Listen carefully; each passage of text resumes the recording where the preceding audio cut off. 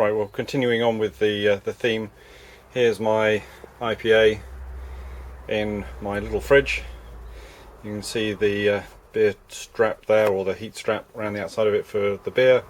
And here's my little temperature controller. It's not switched on at the moment.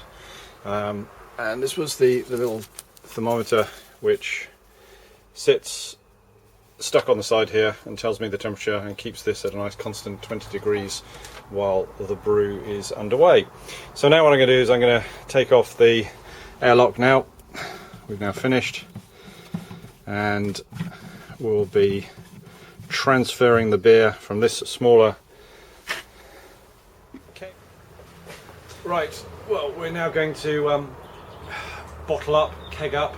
I've used brewing sugar, this is Young's brewing sugar, dextrose, and I've made up a solution already. So here's my solution for priming the corny keg. Here's my corny keg. So there's the corny keg, and what we'll do now is we will just pour this dextrose solution into the corny keg as such. So that goes in, and we'll probably add a little bit of the beer into this as well. And then what I'll do is I will strain that off.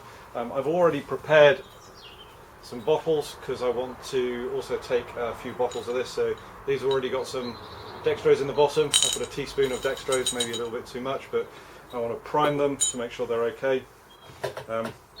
As from before, here's my little syphon. So this syphon I hope will fit better in this bucket, and I think you can see it will, and we'll set this up. So what I will do is I'll pop the camera off in a second, but first of all let me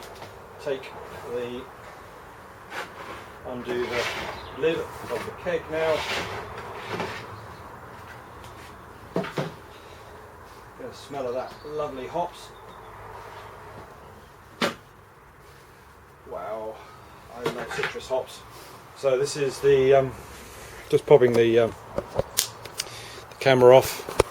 Now you can see the hops over the top, and there's the corny keg, whether you can just about see it. So there's the liquid inside, and what we now have is we're going to now make the liquid go from the fermenter and put it into the corny keg. So I can't tell you the smell, it's fantastic. I mean, the aroma of that hops is just great. So let me just plug you back in. It's about as wide angle as I can get. So first things first, let's get this chap in. Take the, I'm just going to pop it in.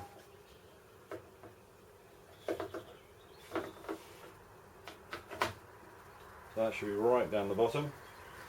So let me pump it a few times.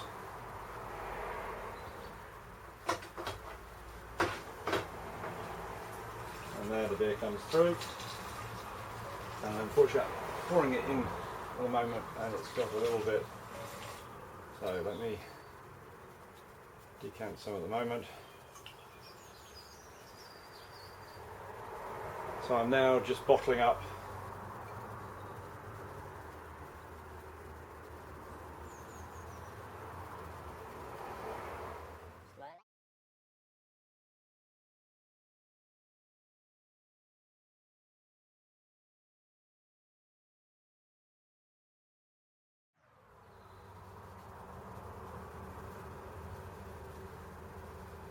Right, those are my 4 sample bottles now taken. And now we just let this go in to the corny keg.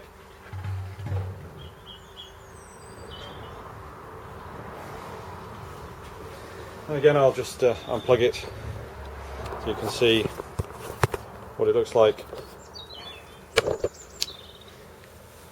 as we're going in. So you can see the liquid in the bottom there, just about going in, and here you can see the colour of the hops, and the aroma is superb as ever with so this is using citrus and another one which I can't think of off the top of my head, but it's the citrus hops as the primary base, and then there was a secondary hops as well.